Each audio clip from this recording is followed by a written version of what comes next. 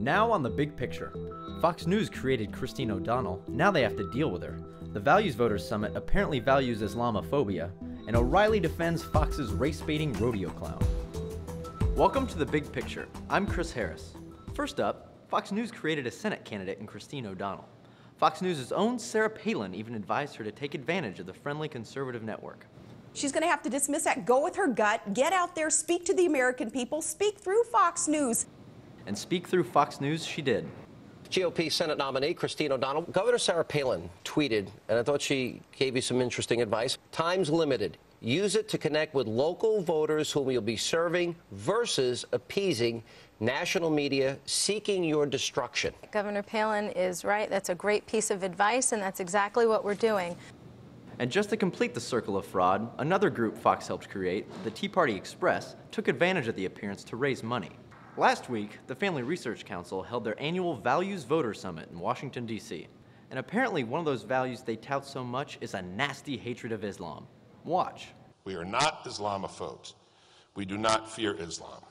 But we are angry at Islam. We are angry at what this religion has done to itself and to us. If you believe in theocracy, then the dark and dangerous and devious religion of Islam is the religion for you. And we should make clear to Justice Breyer and Justice Kagan, who both seem confused on this topic, that no judge will remain in office who tries to use Sharia law to interpret the American Constitution. Former Republican presidential candidate Gary Bauer took it one step further, comparing voting in November to overthrowing the 9/11 hijackers. We saw it with those unbelievable Americans on that flight, that plane that went down in Pennsylvania. From the cell phone calls that were made and the tapes that we have, we know that those passengers went to the back of the plane, and being good Americans, they started debating. So somebody said, okay, let's vote. That's what we're going to do, right? In 45 days, we're going to vote. If you get up that morning, you're tired, you're sick, it's raining, remember these Americans on the plane. They voted. They voted to fight back. On Monday night, former President Jimmy Carter was interviewed on CNN.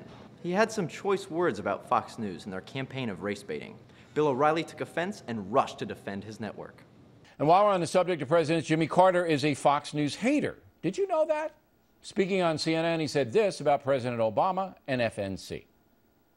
A lot of gullible folks in the United States actually believe what Fox puts forward as facts, when most of it is just complete distortions. There has been a deliberate effort, again referring to Fox Broadcasting, to inject the race issue into it. I think Larry fell asleep during that interview. I'm not sure. So it seems Mr. Carter is not telling the truth. And it is beneath a former president to accuse FNC of injecting race into the political process, as Carter does. Carter can simply not back up what he says. He can and did, actually. O'Reilly simply cropped out the remark. Here's what Carter actually said.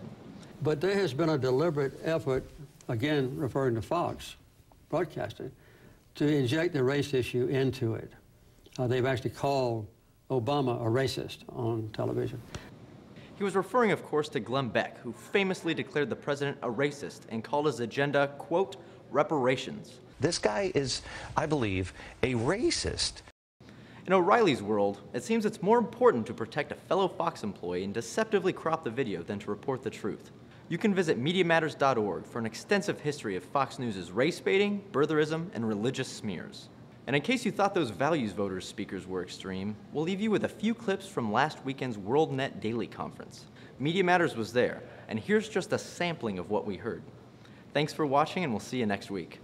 Barack Obama has stolen the identity of a natural-born citizen. He's using the Social Security number of someone who was issued, that card was issued to in Connecticut.